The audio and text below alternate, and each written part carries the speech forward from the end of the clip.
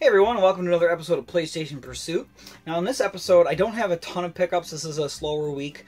Can't win them all every week, but definitely really happy with what I got. I got a game I've been looking for a long time, a couple other games, and a non-game related thing that I've really been wanting for years. So stick around, I'll show you what I got this week.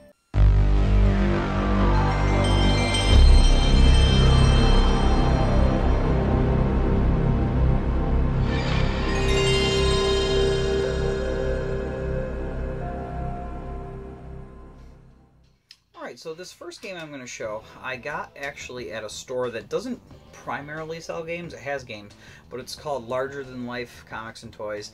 I've had a few Sprite Lovers episodes, I believe, where I've talked about it, and then at least one where I've shown some footage of the store as I walked through. Tons, I mean, action figure wise and like old and new action figures, this place is amazing. Also has tons of comics, and their game selection just keeps growing each time I go in there. There's more and more, and this time that I went in, I actually was able to pick up a game that I've been looking for since at least 2013.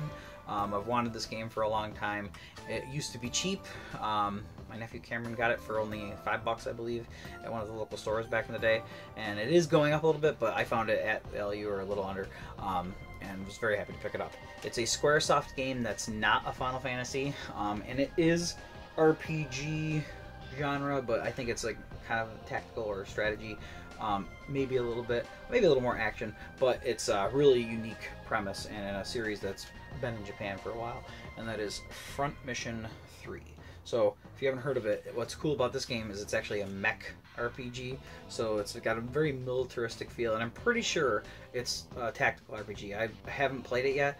Well, I popped it in and watched the intro and stuff, and it definitely has like a lot of style and really cool because it mixes like a very Japanese style gameplay mentality in the way it's looking and styled, but it's got a very militaristic feel even though there's mechs.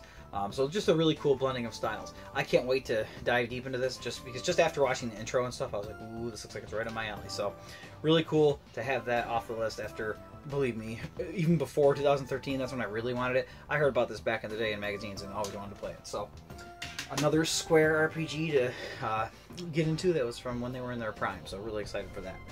Now the next two games, I got these at Voltage Video Games with some trade credit. What's really cool about this is my buddies Chris and Johnny Lake and my buddy Oleg, who used to be the artist formerly known as Mr. Fantastic here on YouTube. They came actually to Syracuse and went with Megan and I to Voltage Video Games and a couple other stores in the area. And right when we got to Voltage, I guess like not that long before we got there, people had brought these games in. And this was actually the first Voltage store that opened. They have two now, but the first one actually just moved around the corner and has like a full remodel and relocation.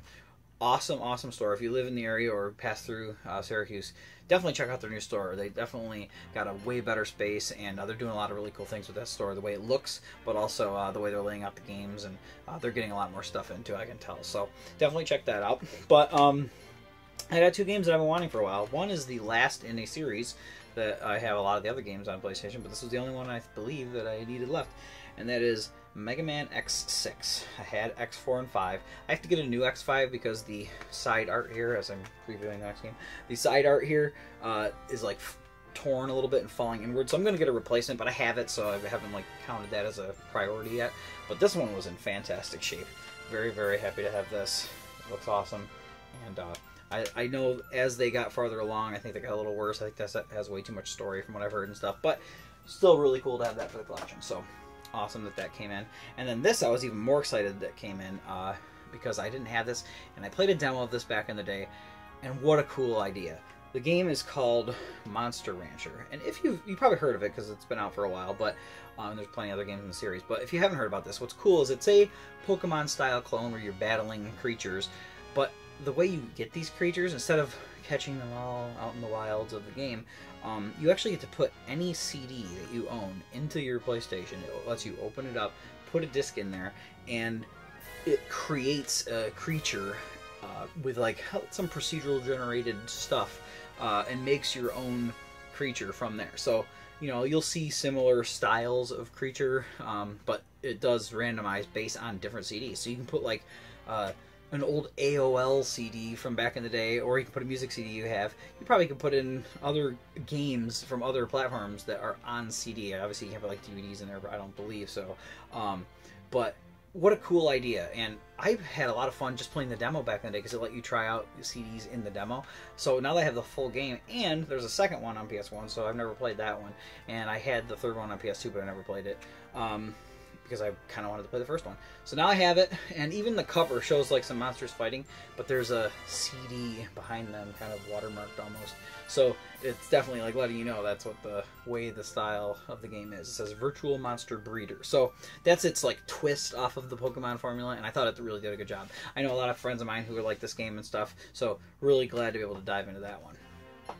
So those are all of the games I got this episode, but I have one more thing I want to show after I talk about some PlayStation favorites, so please stick around and I'll show you what I got.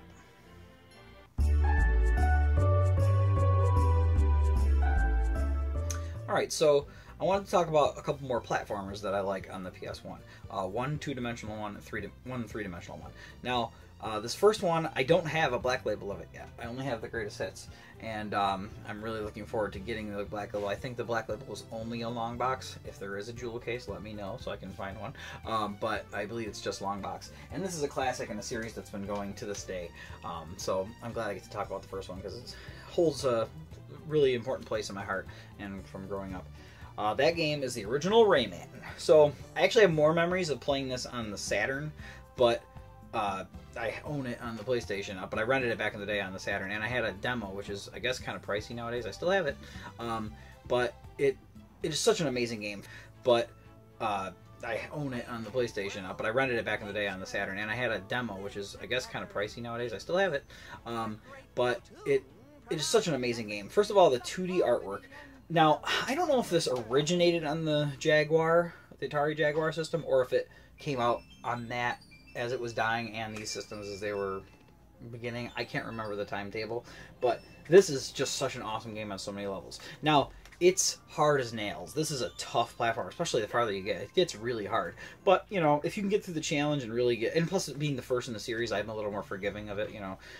Being like, hey, new IPs are great, and I like to support when there's a new idea. Even if it's a standard idea like a platformer, which is a genre that certainly isn't starved for games. But, you know, in this era, as games were going more 3D, I was glad to see a high quality two-dimensional game that couldn't have been done. Well, I say couldn't have been done before, but it was ported to Game Boy Advance and Game Boy Color, so there are downgrade ports of this game on systems. But to get this quality of platformer, you need to play the PlayStation or Saturn version, or the Jaguar one might be just as good as these. But I haven't played that myself. Now, one of the things I love about this game is the soundtrack. It's got this whimsy and, I don't want to say fantasy sound, even though there is some fantastical elements. It's kind of I don't know, it's just its own style. It really helped make this game very unique and have a very unique feel when it came out. One of the things is the music and the voice samples and stuff that are in it are one of those things. And then also the fact that Rayman's character design doesn't have arms and legs and it kind of like floats, almost like Vector Man style, if you've ever played that game for Genesis.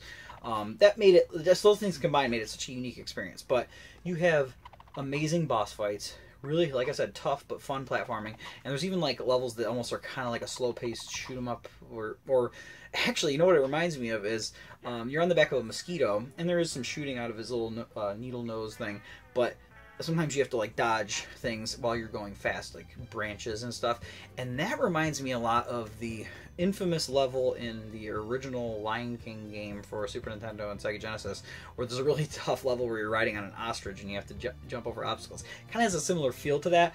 It's hard, but I don't know if it's as hard as that, because that kind of was almost felt cheap, but I don't know, maybe it feels the same way in this. It's been a while since I played this, but awesome game. The sprite work is gorgeous. On top of the music being wonderful, the graphics in this game are awesome. And, you know, this series is great. The first 3D one, Rayman 2, is great as well, especially on the Dreamcast. And then the new ones that went back to being 2D are just really, really good games. So it's a great series overall, and what a good start. Probably, arguably the best in the series. Such an awesome game. Definitely check it out.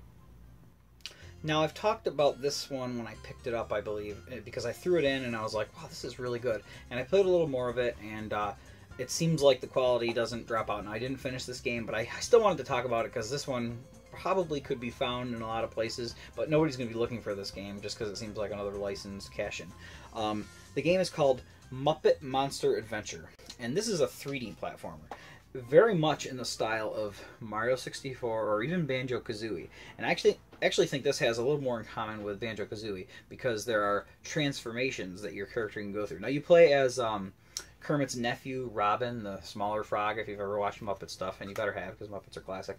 But you play as Robin in this, and he gets these transformations that remind me so much of the Banjo-Kazooie transformations, and they give you different abilities and stuff.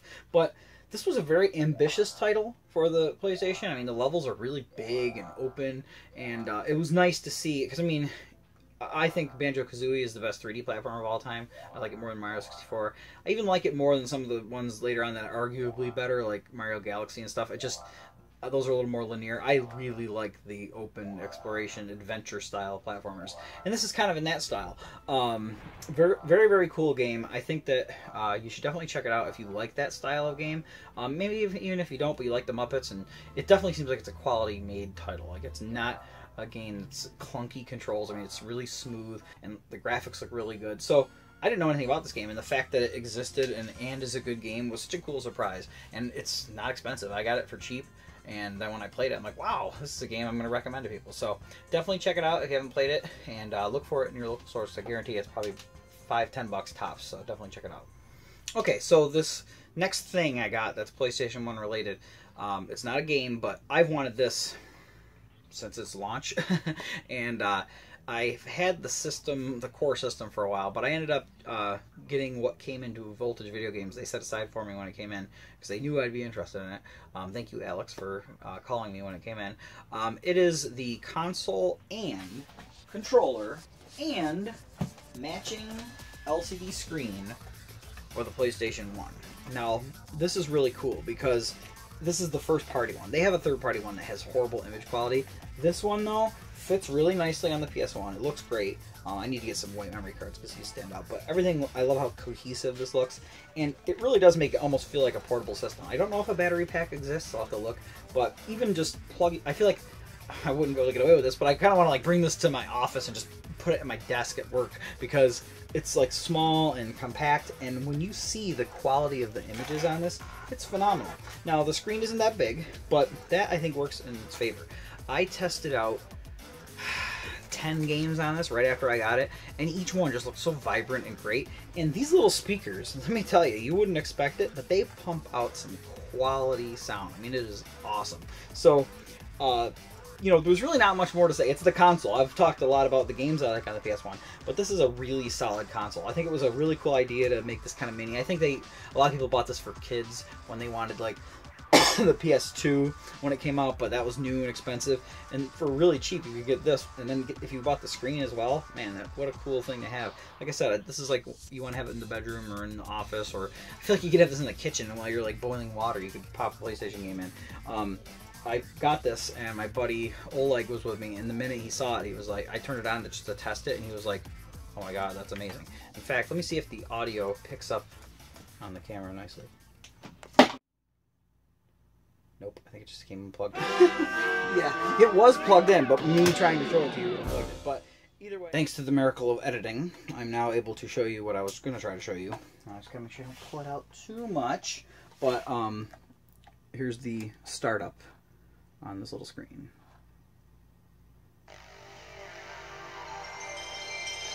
Just a super sharp image, and the audio is great. And it even has a new menu for using it as a CD player or accessing a memory card. This is different than on the other PlayStation, so I thought that was pretty cool that it had its own version. But I really want to track down the box for the bundle, because I believe they had a bundle back in the day, and even just a box for the PS1.